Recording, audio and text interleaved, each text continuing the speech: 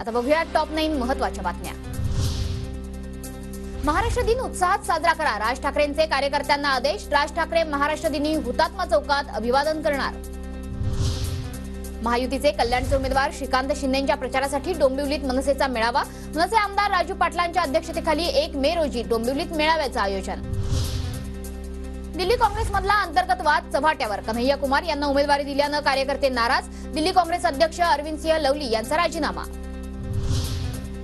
छत्तीसगडमधील बेमेतरा जिल्ह्यात 2 वाहनांचा भीषण अपघात, 9 जणांचा मृत्यू तर 23 जणांवर रुग्णालयात उपचार सुरू। जिल्हाधिकारी रणवीर शर्मा यांची माहिती।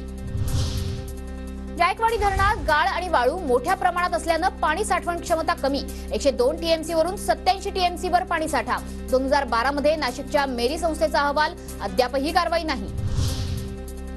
नागपूर विभागातील मोठ्या धरणांमध्ये 41.61% पाणीसाठा शिल्लक। अमरावतीमधील धरणांमध्येही कमी पाणीसाठा, विदर्भातल्या नागरिकांचा पाणी टंचाईशी सामना।